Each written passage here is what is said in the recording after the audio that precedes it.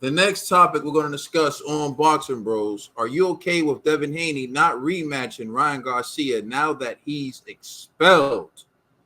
So, Trill, we know he was expelled for the comments.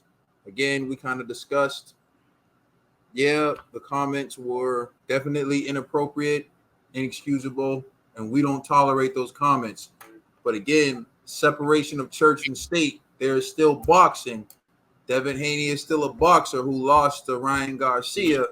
And, prior to this, we were saying we want the rematch. Do you still feel like Devin Haney should rematch Ryan Garcia? Even more.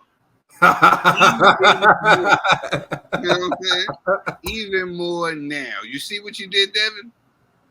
You see what you did? That's all I started with you. I'm still holding you accountable. You went in there with the cherry, and you thought that you had a solid, and the cherry was spoiled. This is what happened. You didn't put your best foot forward. I know people got mad at me before. Somebody said in the comments, "Yo, Trail, I thought you was on the Ryan train." No, I just thought it was a bad night for Devin. I think that he underestimated Ryan. He went in there and disrespected the sport, and thinking that this is going to be easy. And if you know boxing, don't nothing come easy. You know what I'm saying? And I think if he went in there for another rematch, that he will be able to beat a Ryan Garcia. You know what I'm saying? If he was focused and he did what he was supposed to do and not play around. I think with the whole build-up and with everything else, he took Ryan lightly, and that's why Ryan was able to steal this victory. You know what I'm saying? Well, even though the victory was overturned. And the only way that Devin is going to sit right in Devin's heart is if he get back. He's not going to feel right in his heart no matter who he goes in there with. He can do those dances in that those cringy dances in the alley. I see. He's doing cringy dances in the alley. Yeah, and a boxing alley. You know what I'm saying? I see. Listen, I see through all that. I see that you're hurting, Devin, and you're hurting because you know you can beat that boy, but you went in there and you played around, had your hands down low, being disrespectful, and you got caught a couple times. I even tell people, I ask people to go back and watch that fight. You know what I'm saying? I know everybody was hyped on it, but go back and watch that fight. Devin was putting that work in. You know what I'm saying? The only highlights is when the knockouts is when Ryan is the highlights that you see. Well, what Ryan did. Other than that, Ryan. He was still getting tagged with stuff, still doing the back roll. You know what I'm saying? The only time he was doing good was the highlights that you see. When Devin Haney was messing around and not clinching when he was supposed to, having his hands up when he was supposed to, and that was it. So I think the only thing would be right and the only way would feel good on Devin's heart is if he gets in there with him again and get back. Other than that, I think this cloud is going to be over Devin, and it might affect him in his next fight. You know what I'm saying? This lingering over if he don't get back. You know what I'm saying? I want him to, just for himself. Like how I wanted Cotto. I don't care how long it took. As long as Cotto got his get back for what Margarito did, I was okay with it. So we know that Ryan cheated, and I'm not going to be okay until Devin gets his get back. And I know Devin's not going to be okay until he gets his get back as well. You know what I'm saying? So to just flat out answer the question, no, I'm not okay with Devin not rematching Ryan Garcia. Some things are bigger than money. Some things are bigger than belts. And for Devin Haney, the world saw what Ryan Garcia did to him. He took his O. Devin Haney has his O back, but he'll never be undefeated. I said it again. Now, you have to separate church and state. I don't condone anything Ryan Garcia said. But as it goes with boxing, strictly boxing terms, boxing rules, you're supposed to get back. And people saying negative things about you, racist things about you is as old as the sport, bro. If anything, it just makes it more bad blood. To me, Ryan Garcia has handed Devin Haney a gift. The gift is called superstardom. Devin Haney can become a superstar, one that rivals Gervonta Tank Davis, if a year from now or once that suspension is lifted, he steps in the ring and he beats Ryan Garcia. Ryan Garcia has become the biggest heel in the sport of boxing, the biggest villain in the sport of boxing, particularly to certain communities that Devin Haney represents. One, the black community. Two, the Muslim community. They already was promoting it like it was a holy war because Devin said, I'm gonna get him because he said some stuff about my religion. Well, he In the said hip hop even more community. stuff about your religion. Devin said, you know, when Henry Garcia told Bill Haney he was a nappy head mother effer, he said that sounded like some racist stuff. Now Ryan has just said some overt racist stuff that got him expelled, bro. You can use all this to avoid a rematch with Ryan Garcia if you're Devin Haney.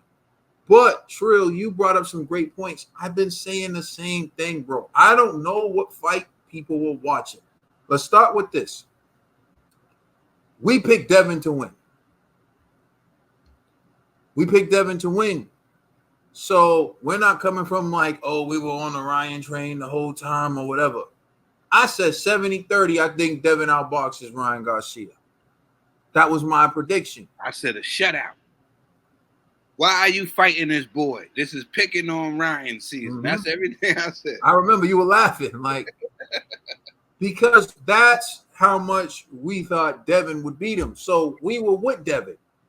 But then we saw the fight. When we saw the build-up to the fight. In the build-up to the fight, it just looked like Devin was underestimating Ryan Garcia. And then it showed in many of ways. The first is, I point this out all the time, the press conference before the fight where Devin, you can tell he was weight drained. He had on that black sweater with the big old glasses so you can't see his eyes sinking in. And Ryan was there with a weighted vest on, looking good, comfortable. And that's when Devin said to him, you're not going to make weight. And that's when they made that deal, that they agreed to. Now, Devin underestimated Ryan because he thought he could still drain himself, let Ryan walk around comfortable, step in the ring with him, and beat him. It was a bad decision. I knew it was a bad decision, and I tweeted. I believe I tweeted. Or if I didn't tweet, I said it on a channel. I said, look, I went from 70-30 Devin Haney to 60-40 Devin Haney because I felt like that was a major mistake. Him allowing him to not lose the weight and show up in the fight.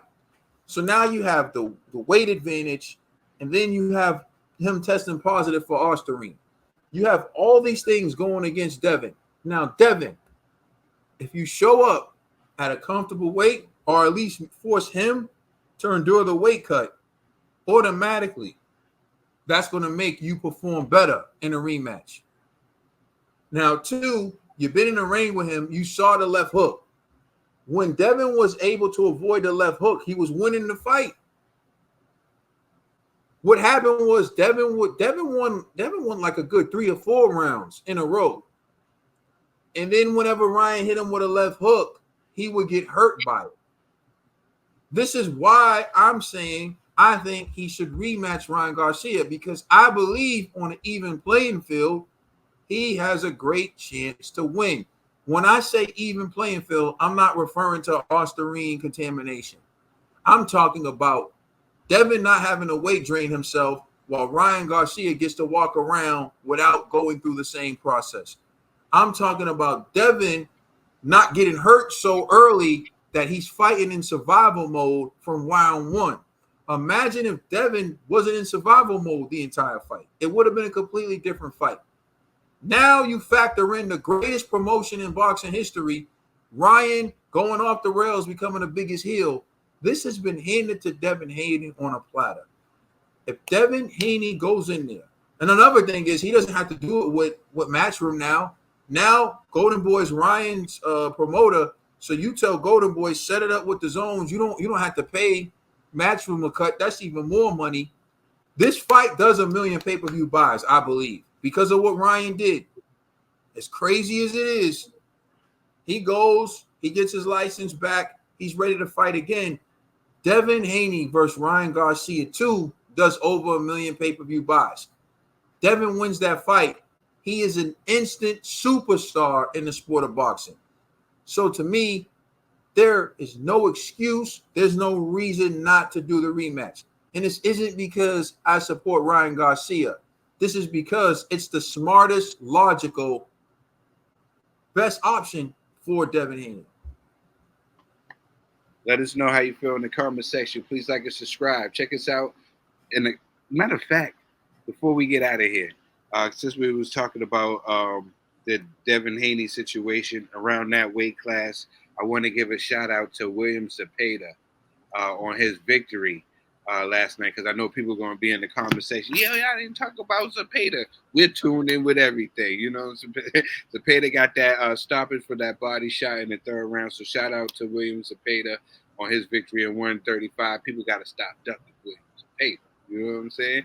Let us know how you feel in the comment section. Please like and subscribe. Check us out on Instagram and Twitter. And please check out our podcast on all major streaming services. I'm the Commissioner Trill Dollar Bills. My brother Caden's LLG for life. Be the boxer.